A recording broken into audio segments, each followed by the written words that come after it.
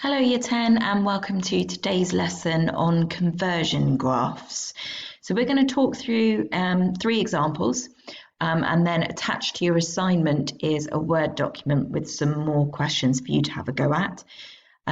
If you have got access to a printer, you might prefer to print those questions off, but if not, you should be able to do them from the screen.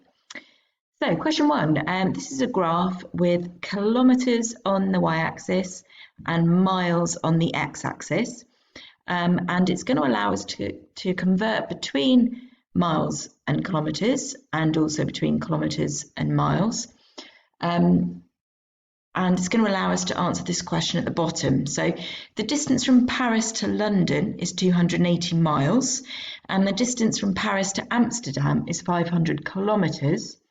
Is Paris further from London or further from Amsterdam? You must show how you get your answer. So at the moment we can't compare because one distance is in miles and the other distance is in kilometres. So what I'm going to do is convert the kilometres from Paris to Amsterdam into miles. I could also do it the other way around, but I think this is going to be easier. Now what you'll notice is on the graph it doesn't go up to 500 kilometres, it only goes up to 120. So what I'm going to do is look at 50 kilometres instead.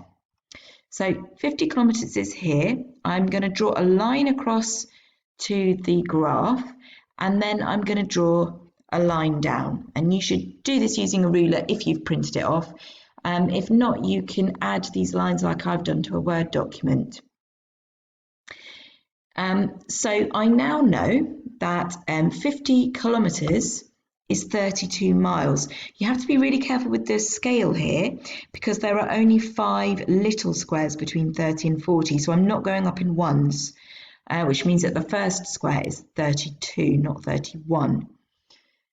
Now I wanted, of course, 500 kilometres, so I'm going to have to look at what I need to multiply 50 by to get 500, and of course that's 10, and then I need to do that to the other side, and from that I can work out that 500 kilometres is 320 miles.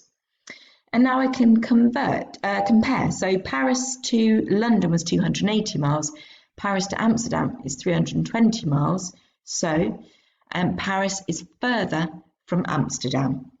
Now this question said you must show how you get your answer, and key to that is actually drawing these lines onto the graph. You must do that and then you must show how you've multiplied up.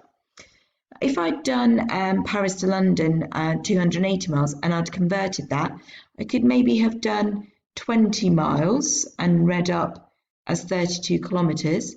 And then worked out that I needed to multiply by 14.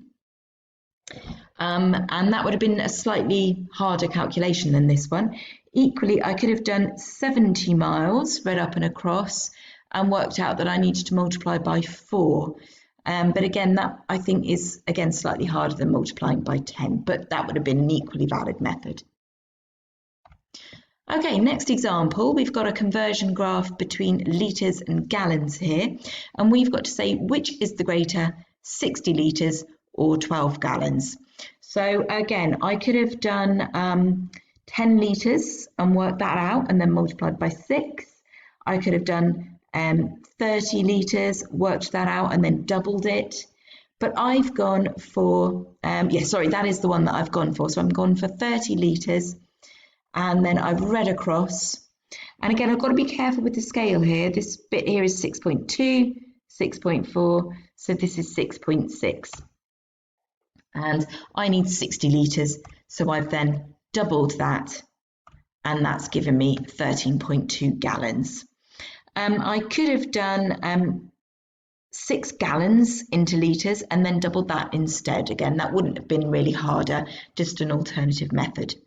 So now I'm comparing 13.2 gallons with 12 gallons, and I can see that 13.2 gallons is more, so 60 litres is the greater amount. And again, as part of showing how I get my answer, I need to draw these lines on my graph and then show how I've multiplied. Okay, final example. I'm asked a slightly more complicated question down here, which we'll come to in a moment. But at the moment, I don't have a conversion graph between ounces and grams. I've just been given the original bits of data. So I first got to plot these and then draw my conversion graph, and then I can use it to answer the question. So no grams, no ounces, plot that there. 20 grams, 0.7 ounces. 50 grams, 1.75 ounces. 70 grams, 2.45 ounces. And then 100 grams, 3.5 ounces. And then I've joined those up with a straight line because that now is going to allow me to convert any amounts in between the points I've plotted as well.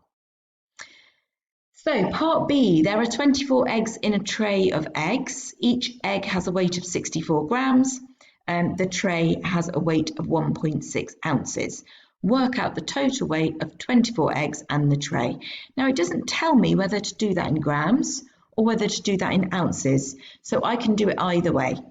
So what I've decided to do is to work out the weight of the eggs in grams first of all. So 24 eggs, each one is 64 grams.